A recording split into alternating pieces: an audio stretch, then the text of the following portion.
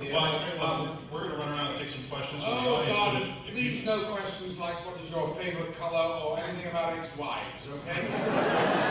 Anything else is fine, okay? Fine. Yes?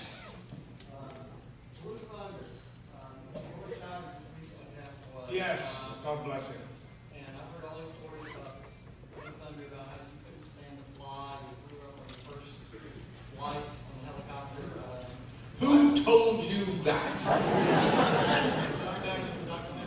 The truth is this. I don't know whether anybody saw Blue Thunder. It's basically,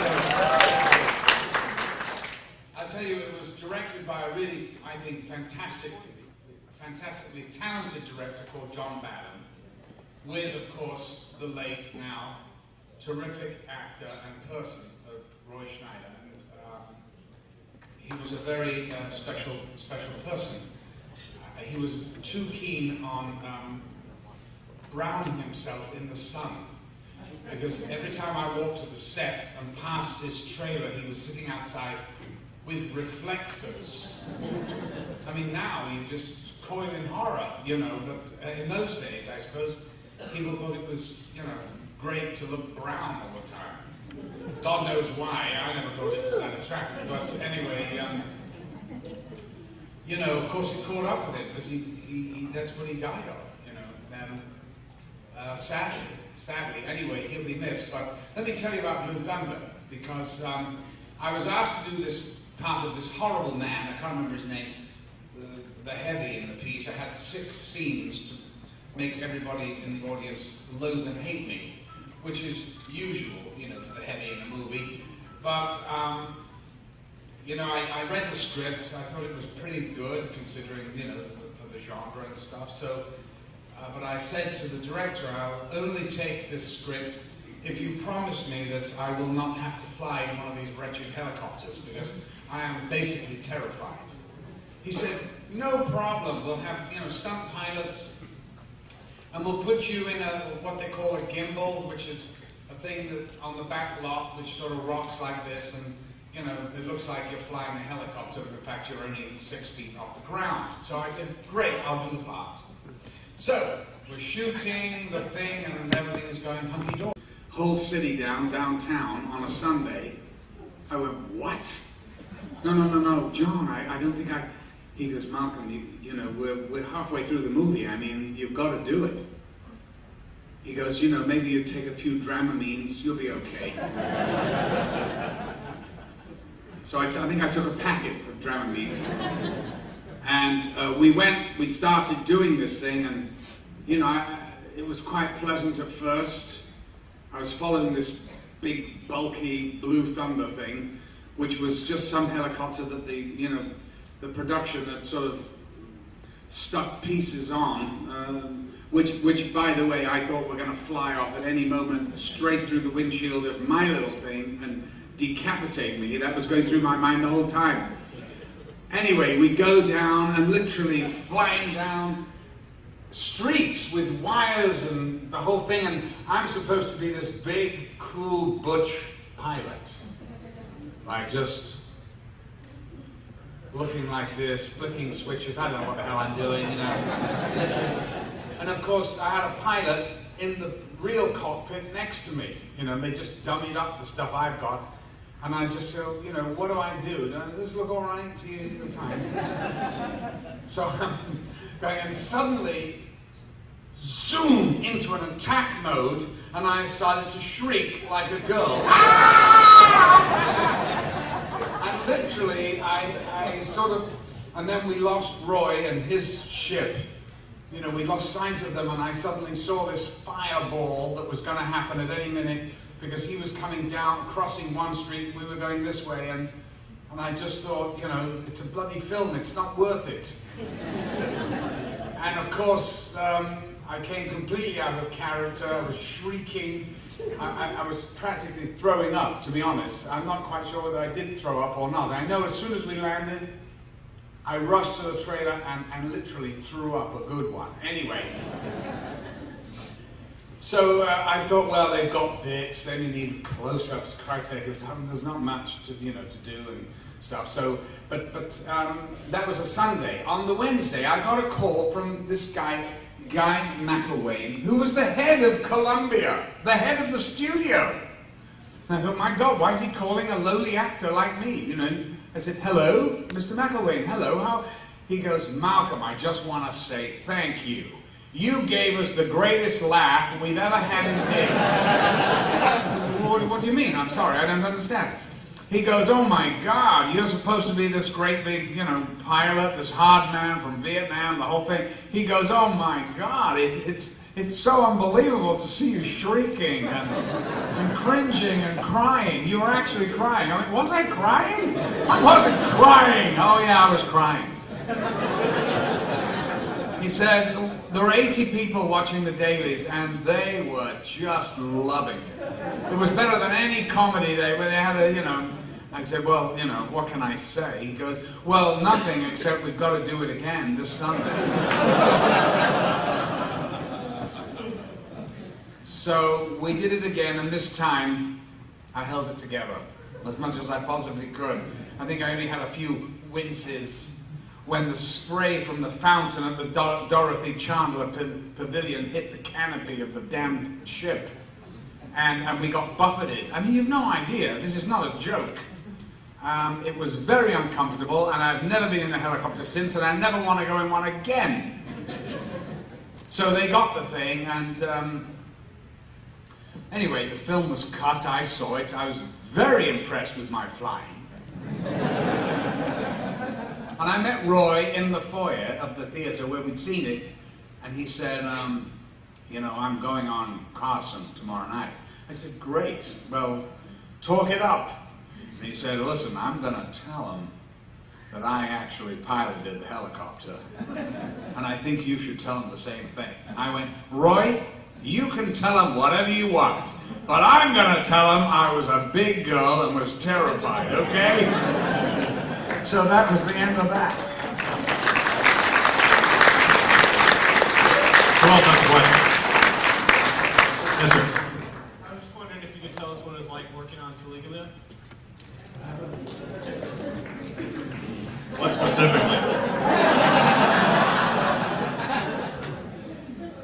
I'll tell you this, when my son was 12, he went with his pals into Blockbuster. And I saw him a little later on for a pizza. And he said, Dad, I went with my pals, we went to Blockbuster. I said, oh yes, good. He said, yeah, well, we ended up in the porno section. I said, oh, Charlie, really? Find anything good? He said, Dad, you're in the porno section. I said, yes, I am, and I'm proud of it.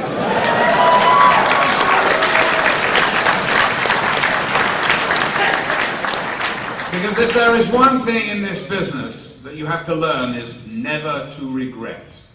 They paid me a lot of money. I sat there in Rome for a year. Not too bad. The pasta was delicious. The experience was up and down. Guccione was probably the most evil man I ever met, but having said that,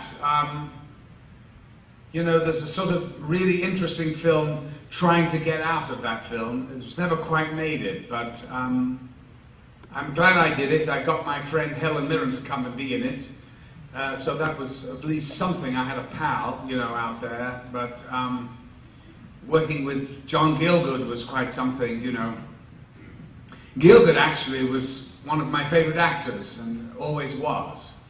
And I always wanted the sort of career that Gielgud had. Not that I compared myself to him, because he's a classical actor, and I'm certainly not that.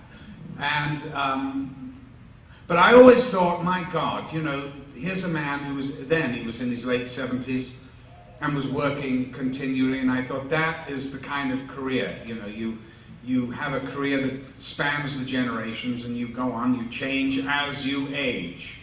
And so he was always a sort of hero of mine, but of course, it was well known that John Gielgud was gay and everything, and I mean, he was put in prison for importuning in England in the 50s. And in fact, Vivian Leigh went to visit him in prison, Wormwood Scrubs in London. But I digress. I saw John Gielgud in the hallway of the studio when I was going to the set for the scene with Peter O'Toole in this grotto or something. And, you know, I had like 10 dressers holding my train and all this. You know, I was playing the young Caligula, the pretender to the throne, the emperorship.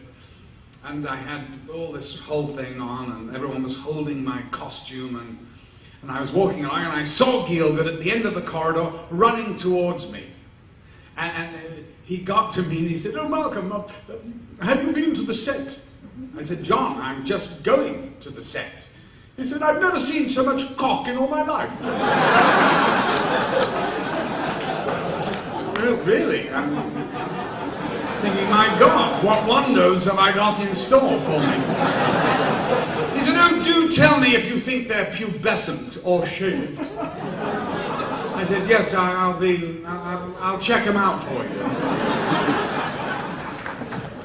And of course, when I got there, my mouth did drop open to see a full orchestra bollock naked, you know.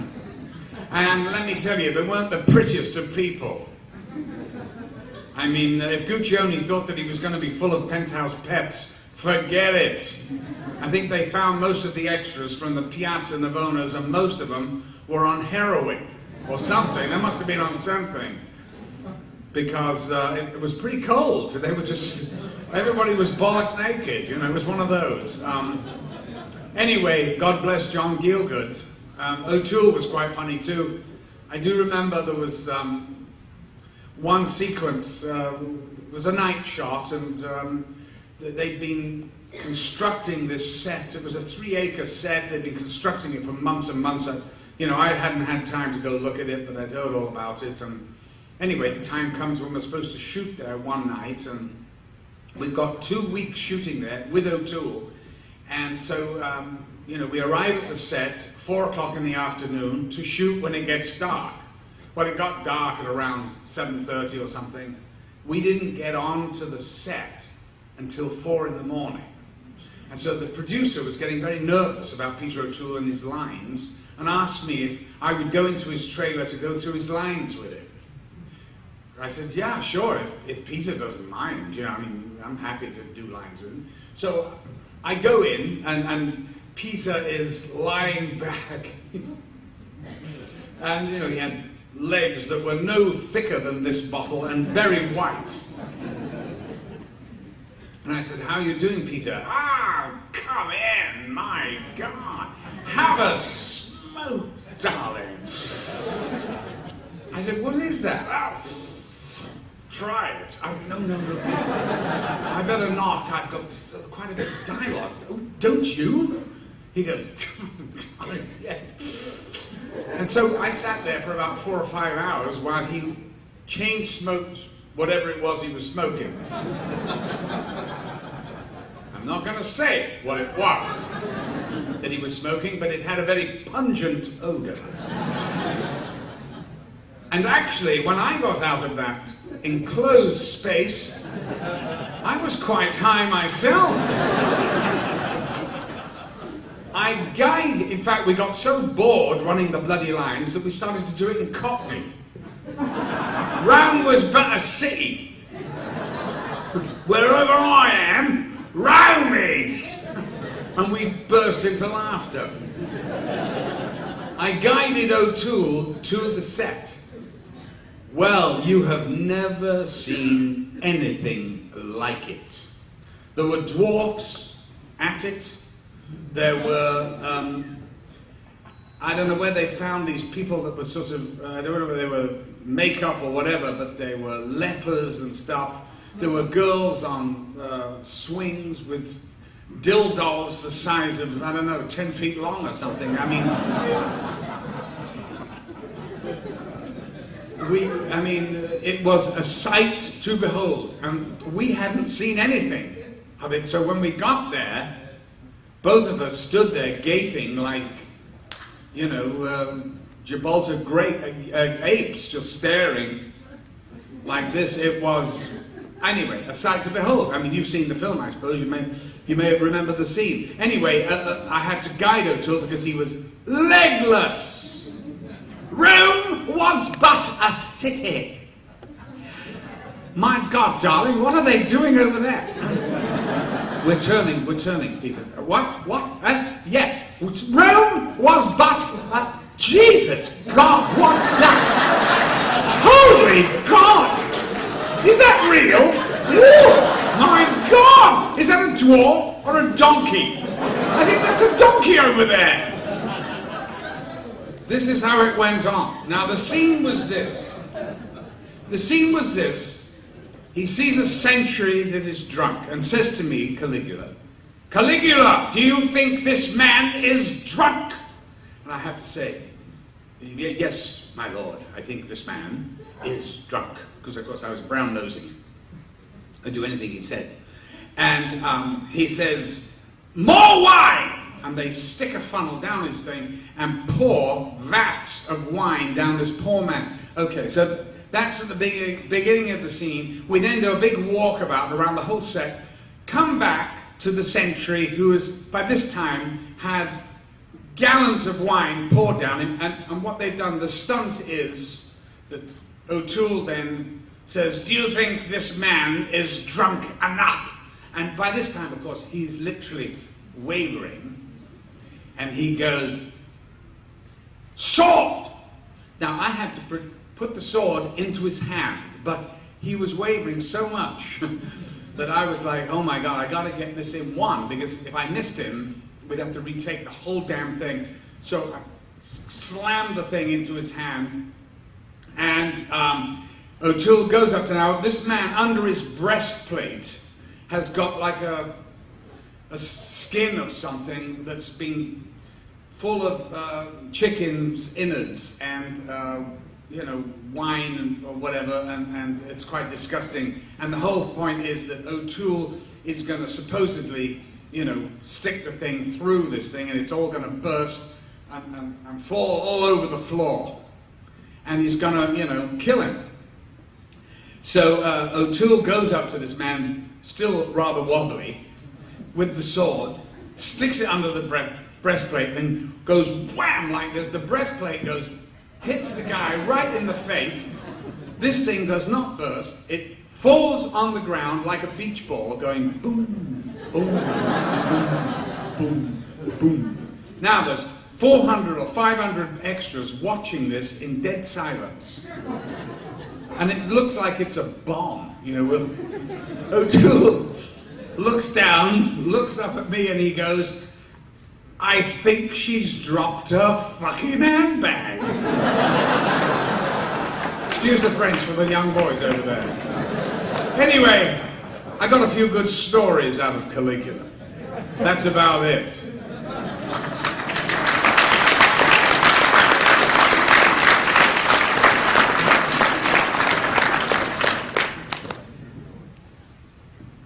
What can you tell us about Entourage and your work on that? Entourage, I was asked to do Entourage, and my immediate thing was I didn't really want to do television at the time for some reason, you know, and so I sort of said no. And then I was talking to my son, and I said, well, there's some show called Entourage. Have you ever heard of it? He went, oh, Dad, it's great. It's the best thing on television. I went, oh my God, I think I just turned it down. He goes, Dad, don't. So I called my agent and I said, did you tell? He said, no, I didn't tell you anything. Because I knew you'd call me back. So he said, they want to see you for dinner. The guy who created the show, and Jeremy Piven. Now I knew Piven a bit. And you know, he is a little bit like the character he plays. Now he'd probably be quite shocked to hear me say that, but it's true. And of course he wears this rug, you know. And when we met, I said, wow, those plugs are really taking quite well, aren't they? I got a kick under the table. It was the producer, when he's very, very sensitive about that. Oh, God. What, like we're not supposed to notice that he's got great holes at the back of his head? I said, oh, okay. So there was a sort of white elephant in the room immediately. Anyway, it was obviously going to be fun. The scripts were great, and I did it. You know, they didn't pay very much money, and I was sort of pissed off because they weren't paying very much money. So when they asked me to go back, I said, I think I've run the course of the character, thank you. And that was the end of that. And I'm glad because, you know, I'd done enough.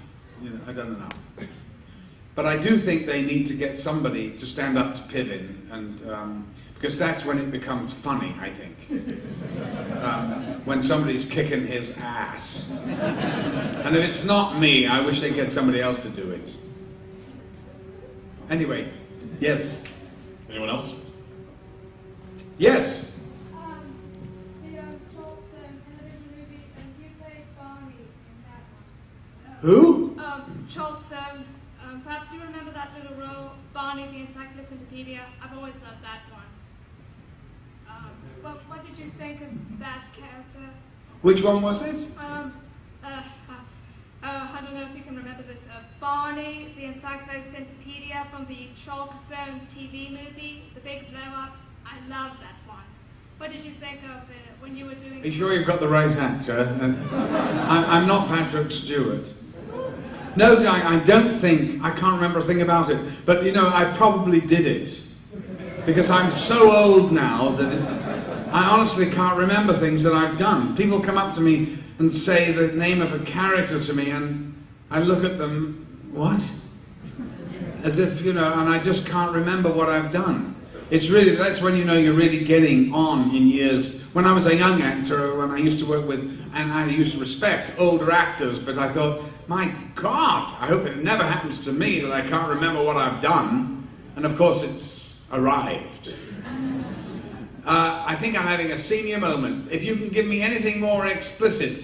Barney, I don't think I've ever played Barney. I did it in a voiceover? Yes, it was a voiceover. He was a little worm sort of creature. Ah, I never saw it. You did. No. I go in, I read the script, I say thank you very much, send the check in the mail, and I never see them. I never saw my South Park one, where I played the very British person. I never saw that either, but, so voiceovers, I don't count voiceovers. I don't count those, but I suppose one should. And I love doing them, actually. They're a lot of fun to do Sharks of the Red Triangle. Or the Nazis and something other, you know. It's all kind of fun. And you go, really, are the Nazis that bad? My God. Holy God, I didn't think they were into the occult. The Nazis and the occult. That's a good one. Maybe there's a movie in that somewhere. Anyway, yes, but thank you. A voiceover. I'm with you. You're absolutely right. Yes, over there. Over there first, because I'm looking right at you. It's too late. He's got the microphone and he's gone the other way. Over here then. Yes, was it true that the first American movie that you made was Time After Time? Because that's one of my favorite movies that you made about H.G. Wells and Jack the Ripper. That was John who? David Warner. David Warner is a very fine and wonderful actor, and I saw him about 4 months ago in London for dinner, and we had a good laugh about old times. David Warner was a huge star in the early 60s because he was chosen by the Royal Shakespeare Company to play the sort of new Hamlet, the new generation Hamlet, and he was an enormous success. I was just starting my career at the Royal Shakespeare Company, and I played the fourth messenger from the right and had about 10 lines to his 5 million, or whatever it is, longest part in the English language. And, you know, David was always a bit of a loner, you know, and, but for some reason I always got on with him very well, and I used to chat away to him and stuff. And in fact, when he came out of the stage door at Stratford-on-Avon, there'd always be 300 girls screaming for David Warner. I mean, it's not hardly an oil painting, but there you are. So me being a mate of his, I used to stand right behind him, and I'd say, David, one of these lovely young girls would like to come and have a drink with you. Which one do you want? And he'd go, one in the red. Very shy. He was very shy. I never had that problem. I'd say, darling, you in the red. Mr. Warner would like to have a drink. Is that your friend? Yeah, she can come as well. Okay. So thank you, David Warner. He was always a good mate. And then, it's true, Time After Time was the first movie I made in America. And it was a wonderful experience. You know, I met Mary Steenburgen and we fell in love on the movie, I suppose. Got married, had children, got divorced. You know the way it goes. But we're still friends. And anyway, yeah, so I'm very fond of that film, and I do love San Francisco because that's where it was shot. And it was a wonderful experience, the whole thing. And I love that story. And it was so nice, you know, from coming from Caligula to play H.G. Wells. Now, it's interesting that, you know, I thought, well, I'm playing H.G. Wells. I better do some research. You know, I'm not really that kind of actor that researches too much. I'd rather play what's written in the script. But I did call up the BBC, the archives, and say, you know, could you please send me a recording of H.G. Wells? Because he, you know, did lots of BBC interviews in the 20s and stuff. And they sent me this thing, and I was absolutely, you know, in wonderment. Just ready to put this on the turntable and listen to H.G. Wells, you know, come crackling through. And I was so disappointed because he had a high-pitched whine like that from southeast London. He talked like that, just like that. And I thought, wow, I don't think the Americans are going to go for that.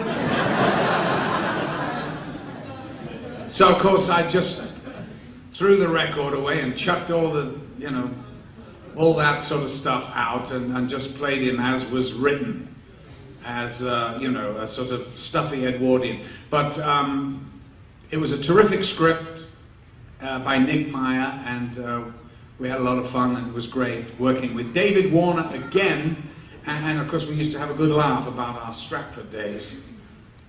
Probably me more than him, but there you are. Yes? Mr. McDowell, first off, thanks for telling the story about your voiceover work and meeting David Warner. My friend and I are big fans of both of y'all's voice work, so thank you so much for all the years for doing that, even if we don't remember it. But my question is, are there any famous historical or fictional characters that you'd still love to play? No. It's always dangerous to feel like you want to play something because you're setting yourself up for disappointment. And in this business, you learn very early on, you know, you take what comes, not what you sort of would love to play. And I think if you do that in the theater as well, you kind of play the part in your mind before you actually get there, and by the time you get there, it never rises to the level. And, you know, I'm a very instinctive actor. I don't like to rehearse too much. I don't like, you know, I'd rather just go on and do it. And it takes years and years of experience to be able to do that, you know. It's not like I did that in the beginning. Actually, my very first film, I did that. Then it was all downhill from there on in, because then you actually have to act. You have to learn very quickly how to act in front of a camera, and you know, this is why I'm really not an exponent of the method, so-called, because anger is anger, you know, otherwise you play every damn part the same. The thing is to be able to, you know, nuance it and find great levels in characters which is what I always try to do. That's my number one thing. I always look at it and go, it's all very conventional, you know, let's completely, and they always say things like, the character bursts into tears. So I will immediately have a good laugh and try and make that work, because usually it's a hell of a lot more interesting. I remember once doing a film, it was my third film, where I played a young man who was paraplegic, and the director kept saying to me, because I was playing a paraplegic, his feelings was that I should cry in every scene. And I went, I am not crying, okay? I'm not crying. Don't even ask me again. Don't ask me. So at the very last shot of the movie, or the last scene, yeah, the character does shed a tear, and it was shattering for the audience. So if you make them wait and wait and wait, and you hold it back, you know, and keep that control, and then let it out, maybe once, then it's devastating, the effect. But if you, you know, otherwise it's like a soap, you know. These soaps you watch, they're all, you could, you know, put them in and you could change them all and just, you know, it would be the same damn thing you're watching, basically, you know. It's always the end of the world, you know, every scene. It's like, you know, a rape, a murder, or this, or that, or whatever. It's always the end of the world. Anyway, yes, next one. Yes? Could you tell us about working on A Clockwork Orange? Did what? Could you tell us about your working on A Clockwork Orange? What set it apart? Or was there anything that set it apart? You know, I was cast by Stanley Kubrick to play Alex in Clockwork Orange, and I only learned this, thank you.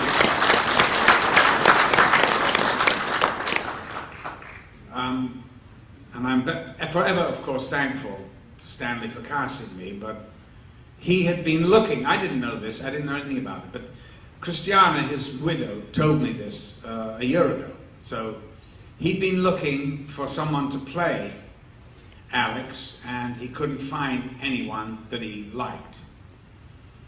I had done my first film, If, a wonderful film directed by a genius, thank you, Lindsay Anderson, and Stanley used to run films at his house. You know, obviously they're projected in those days, and my first entrance in If, when I come on with a scarf and a big hat and a scarf in a black coat. It's inspired by this poster of Toulouse-Lautrec. And I take the hat off, I'm looking in a mirror, I take the hat off and pull the scarf down. I'm a schoolboy, I'm coming back to school after the term, after the holiday, to start the new term. And I pull the scarf down, and there is a Viva Zapata moustache that he's grown in the summer holidays, you know. And so it says many things, that shot is so beautiful, because it says, you know, we're back now to conformity, where we've had a summer of, you know, doing what the hell we want. And suddenly now we're back to this repressive society of this public school as a private school to you. And anyway, Kubrick saw this shot, saw my entrance into the film, and kept replaying it, and he replayed it 5 or 6 times. He turned to his wife, Christiana, and said, "We found our Alex." Now, I didn't know anything about this. All I remember is getting a call to go and have a chat with Stanley Kubrick, you know, and I went, and of course I thought it was Stanley Kramer, quite a different kettle of fish. So when I called my friend Lindsay Anderson, he said, "Oh, you bloody idiots, no. My God, Stanley Kubrick, he's one of the greatest directors. He's just done 2001. I went, "Oh my God, I didn't see it." He said, "I'm taking you tonight." And, you know, so we went to see it, and magnificent film it is, too. It's absolutely a masterpiece. And, you know, this is before all this green screen stuff. Kubrick invented the whole genre, believe me. of science fiction, because before him it was Flash Gordon, and he took it thousands of years ahead. I mean, Kubrick was a visionary, there's no question about it. And but of course, I was a young actor. I didn't know what the hell I was doing. You know, I was just sort of. Anyway, I went to meet him. You know, he gave me this book, and he said, "Read it and call me." So it was Clockwork Orange, of course, and I started to read it. I could barely get through my first reading of the book because it's full of all this language, and there's a glossary at the back. You have to all the time referring back to it. You know, I don't speak Russian or Yiddish. So anyway, I read it the first time, and I thought, oh God, this is incomprehensible. What are we going to do? And then I read it again, and I thought, wait a minute. This is a pretty amazing story. The third time I read it, I went, oh my God, what a part. So I called him, and I went to see him. Actually, I called him up. Now, I was very naive with youth, of course, and I called him up, excuse me. I said, I read the book, Stanley. He said, what do you think? I said, wow, pretty amazing. There was a pause, and I said, look, do you want me to play the part? Now, I didn't know you're not supposed to say that to directors. They're supposed to offer you the part. There was another long pause, and he said, yes, very quietly. I said, was that an affirmative? Affirmative? Yes. I went, okay, I'll do it. I'll absolutely do it. And so for the next 9 months, I spent pretty much every day out at Stanley's house, and he lived an hour outside of London, going through makeups, costume. The costume that I wore in the movie was basically my cricket gear that I had stashed in the back of my car. They're my cricket whites. The cod piece actually is the cricket guard that's supposed to go under the trousers. He said, try it on the top, because that looks medieval, I like it. I found in a store in London on the King's Road a yard of eyelash, it was called. And it literally was a yard of eyelash, all in one thing, and you cut chunks off and stuck it on your eyes. And I showed it him. I thought he would be very amused. He went, this is great, put it on. And I thought, well, it's not really for me, but okay. So I put one on, he took a photograph. I put both eyes, he took another photograph. He took stills of everything, every look. He called me the next day and he said, we gotta go with one eyelash. It looks really sinister, but you're not quite sure why. And he's right. That opening shot is one of the great opening shots of any movie. And it was amazing because we shot that, and Stanley, he was actually operating the camera. And it's a zoom lens on a track, so it's moving back and zooming at the same time. And it gives it a sort of surreal kind of a feeling to it. And so, you know, there's the big close-up to begin with, and I think the voiceover is, there was me, that is Alex, and my 3 droogs. That is Georgie, Pete, and Dim. Dim being really dim. And off we were. Anyway, we shot it, and the Korova Milk Bar was the only set that was built in the whole film. And so about 3 days later, we were on the set, and Stanley came up to me and he said, I've just seen the opening shot. I went, oh, how is it? He went, it's great, it's great. He said, I didn't realize when you lifted up the milk, you kind of toasted the camera. I said, yeah. He goes, why did you do that? Because I actually go like this.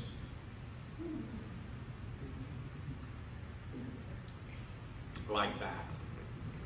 And I said, well, Stan, in my mind, it was that I was toasting the audience to say, you are in for the ride of your life. And he went, oh, I like that.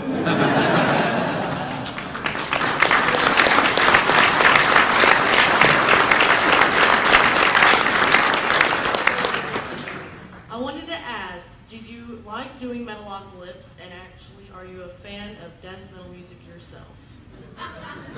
Did I like doing what? Metalocalypse, and are you a fan of death metal? Is this another voiceover? Yes. Pass! I never saw it, darling. I just go into a studio, I read it, and say thank you very much, just send the check. I'm so sorry. I know you're all fans of this stuff, and I'm very happy. I never even think anybody's ever going to see anything I ever do, but I'm sorry, I didn't see it. What did I play? And was I good? Okay, great. Is that Metallo? No, that was Superman, wasn't it? I was in that quite a bit. Yes, and then I think I did Batman. I've done lots of things. The chicken something or other they want me for now or something, I don't know. I do them because I've got young kids. And my fantasy is, although it's never happened yet, is for everyone to be watching cartoons on the telly and for my son, Beckett, to go, Dad, that's you. It's never happened yet. Okay, one more here. Yes, sir. I was just wondering, after doing so many films with so many different filmmakers over the years, how was working with Rob Zombie on Halloween, and how did you feel about, Donald Pleasance's character? Did it, how did you prepare for that? Well, Rob Zombie, let's take that first thing. Rob is just the coolest guy, as you all know, I'm sure. And he's a very quiet, sensitive, funny guy, highly intelligent. And I'm glad I didn't see him on stage first. But I did go to meet him in a restaurant for lunch to talk about it, and it was Mr. Chow's in Beverly Hills. I went through the door and I was sort of looking, and I saw this person that I thought was the spitting image of Charles Manson.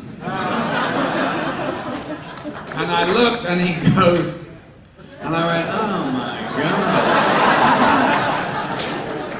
I thought, God almighty, I'd never seen a picture of him. And I thought, my God, I'm shocked they allowed him into this restaurant looking like that. Anyway, after 10 seconds, I knew I was going to do the movie with him. I liked him enormously, and I said to him, look, I haven't seen Halloween. I mean, I'm not totally a fan of horror films. Sorry, guys. Should I rent it? And he went, nah, don't bother. We're going to redo it. I mean, why bother? And I went, well, I know it was Donald Pleasance, of course, and I knew Donald 30 years ago in London, and a wonderful raconteur and wonderful actor he was, of course, and played Sinister better than anyone I've ever known. But I'm so glad that I didn't see his performance, because if I had, I would have always had it somewhere in the back of my mind, and I wanted to do something completely different, and apparently I did. Of course, I'm playing the same guy, so it's really hard to completely reinvent, but anyway, they're different films, and that's it. And it was fun working with Rob. I loved it. I love him. He's a great guy, and I'd do any film with him. Well, Malcolm, I think we're just about out of time, and I have one question that I want to ask you about a movie that we haven't covered yet. What's it like being the guy that killed Captain Kirk?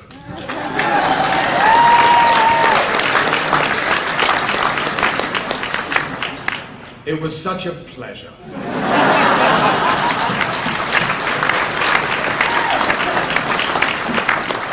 I went to work with Shatner, who I must say I adore. And Patrick Stewart should get down on his knees and thank Shatner and that first cast for making it possible for them to be earning $12 million for a movie. He is Mr. Charisma and a lot of fun, and he can laugh at himself. And but it was quite funny actually, because you know, when we'd done the thing, actually we reshot it, you know, and shot him in the back, which of course he reminds me every time I see him. Yeah, you shot me in the back. Anyway, I'd done the deed. You know, I was sitting in my chair on the set, some mountain outside of Vegas, and he sat next to me, and he had a tape recorder in his hand. He said, "Do you mind if I do this for my? I'm doing this book." I went, "What?" He goes, "Yeah, I'm doing a book. You know, I'm making bucks from everything I can on this thing." I went, "Oh, okay."